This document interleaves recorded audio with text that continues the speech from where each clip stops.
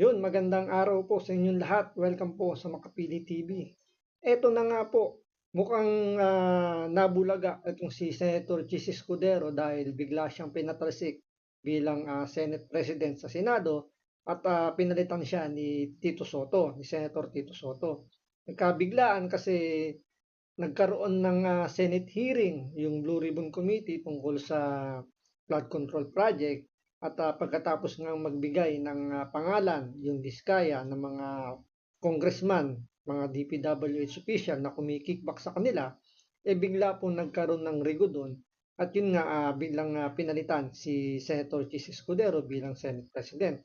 Ano kaya ang magiging komplikasyon nito sa pagpapalit ng liderato kasi once na magpalit ng Senate President, prerogative ng Senate President kung sino-sino yung mga hawak ng mga malalaking committee, lalong-lalo na yung Senate Blue Ribbon Committee na pinamumunuan ni Senator Marcoleta. So, possible mapalitan siya bilang committee chairman dyan at merong ilagay na iba. Maging yung mga hawak ng Duterte Block, posibleng mapalitan yung mga may hawak niyan at ibigay sa mga miyembro doon sa mga bumoto kay Senator Tito Soto na maging Senate President siya. So ito pag-usapan po natin yan. Pero bago ang lahat, kung hindi ka pa nakasubscribe sa Makapili TV, baka pwede naman pong pakipindot po muna yung subscribe button. At the same time, palike na rin po ng video. Wala naman pong bayad yan. Kaya pindot na. So ito, panoorin po natin itong balitan ko at himayin natin kung ano yung pwedeng mangyari sa pagpapalit ng liderato. Pinatalsik bilang Senate President si Senator Chis Escudero at ipinalit sa kanya si Senator Tito Soto. Ang ilang miyembro naman ng minority group biglang naging mayorya. Sa kabila niyan, ipinagmalaki ni Escudero ang nagawa ng kanyang liderato, partikular ang pagpapangalan sa mga kongresistang sangkot umano sa maanumalyang flood control projects. Live mula sa Senado, nasa frontline ng balitang yan, si Mayan Los Baños. Mayan, sino ang mga mamumuno ngayon ng minority? Cheryl, nagbabalik bilang leader ng Senado si Senator Tito Soto matapos makakuha ng 15 boto. Sobra pa sa kinakailangang 13 votes na mayorya ng mga senador. Nasungkit niya o nabawi niya ang posisyon mula kay Senator Chis Escudero. Pero si Senator Escudero wala naman daw sama ng loob at tanggap daw niya. Ang tanong, bakit kaya? At anong naging rason kung bakit pinalitan si Senator Chis Escudero bilang Senate President? Pwede kaya ito may kumpas ng Malacanang? Kasi kahit anumang sabihin natin na mayroong separation ng power, 'di ba, ng executive, legislative, tsaka yung judiciary, hindi naman may tatanggi dito sa Pilipinas. Ang kumukumpas pa rin ay yung presidente. Siya rin naman yung namimili kung sino yung Speaker of the House, kaya nga hanggang ngayon nakaupo pa rin si Martin Romualdez. Gayun naman dito rin sa pagiging presidente, sa Senate President, ganun din. May kumpas din ng Malacanang yan. Alam naman natin na si Tito Soto, si Ping Lacson, tumakbo yan under sa pangalan under dun sa administrasyon ni Bongbong Marcos. Kaya hindi may iwasang isipin ng mga kababayan natin na ito may basbas ni Bongbong Marcos yung pagpapalit ng pagiging Senate President. Tanggap daw niya ang naging desisyon ng kanyang mga kasamahan sa Senado. Sa pagbabalik ng sesyon sa Senado ngayong hapon, isang mabilis, tahimik pero matinding political shift ang nangyari. I would like to move to declare the position of the Senate President as vacant, Mr. President. Walang patumpik-tumpik. Sa unang mga sandali ng sesyon, hiniling agad ni Senator Mig Zubiri na ideklarang bakante ang posisyon ng Senate President. Walang tumutol. Is there any objection? Hearing none, the motion is approved. Chair. Nakakapagtaka lang, no? Bakit parang walang nag-object doon sa Duterte Block? Kahit nagkabiglaan, since meron nag-motion, pwede naman silang mag-object doon sa motion. Or pwede naman silang mag-nominate ng isang Duterte Block para tumayo bilang Senate President. Pero bakit walang nag-object, wala ring motion para kung sino yung pwede lang ilaban kay Tito Soto? Yan nakakapagtaka. Chair will suspend session. Bumaba agad sa pwesto si Senate President Chis Escudero. Sunod namang ininominate ni Zubiri si dating Senate President Tito Soto para muling pamunuan ang Senado. As Senate President, he always led with fairness and transparency. With Senator Soto as Senate President, the Senate is in good hands. Sinigundahan ito ni Senator Loren Legarda. Umakyat sa rostrum si Soto, nanumpa. At mismong si Escudero pa ang nagpasumpa sa kanya. Nagyakapan pa ang dalawa. I, Vicente C. Soto III, having been elected to the position of Senate President, that I will well and faithfully discharge, to the best of my ability, the duties of my present position, so help me God. Congratulations, Citizen. Thank you, sir. Hindi lang si Soto ang umupo sa bagong pwesto. Ang ilan sa minority group biglang naging mayorya. Si Senator Ping Lacson na ang Senate President pro tempore. Pinalitan si Senator Jinggoy Estrada. Si Zubiri naman, majority leader, kapalit ni Senator Joel Villanueva. Kinumpirma ni Soto na 15 ang senador na sumuporta sa kanya. At sa kanyang acceptance speech, siniguro niyang magiging independent ang Senado. That this Senate will remain cooperative, but independent. Balanced. Yan ang ano natin, yan ang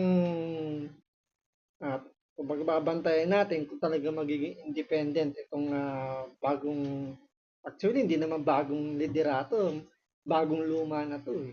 Dati na rin siyang tumayong Senate President, pero nung panahon kasi ni Pangulong Duterte, medyo maganda naman yung paghawak niya doon sa pagiging Senate President, pero sa panahon ngayon kasi iba na yung sitwasyon. Itong si Tito Sen, tumakbo to under sa administrasyon ni Bongbong Marcos. So possible na ma-impluwensyahan, siyempre kailangan tumanaw ng utang na loob dahil kung hindi naman siya tumakbo sa roster ni Bongbong Marcos, pwede o posibleng hindi siya nanalo dahil siyempre iba pa rin kapag ang nag-e-endorse sa'yo is administrasyon, maganda yung hawak mong makinarya at mas marami kang exposure, di ba? Kaya tingnan natin, kasi may pangako rito si Tito Sen. Sabi niya, pag nanalo siya, yung sweldo daw niya sa loob ng 6 taon, i-donate niya. Eh, wala pa tayong naririnig na merong pinuntahan yung kanyang sinweldo. Eh, ilang buwan na yung nakakalipas, o posible sumahod na siya. Pero yung pangako niya na i-donate niya, eh, wala pa tayong naririnig kung talagang na-donate niya na. Kaya babantayan natin kung talaga magiging independent ang Senado sa kagaya ng sinasabi niya. Balanced, transparent, and sincere. Walang diretsong sinabi kung bakit napatalsik si Escudero. Pero sa talumpati ni Soto, binigyang diin niya ang problema sa katiwalian. Our people are enraged of corruption. The failed flood control projects that's supposed to protect the lives, livelihood, and properties of our countrymen, the dilapidated classrooms for our students. Samantala, walang sama ng loob si Escudero. Tinanggap niya ang desisyon ng mayorya. I serve at the pleasure, Mr. President, of the majority and understand and respect the decision of the majority of my colleagues. I hold no grudges. I hold no ill feelings.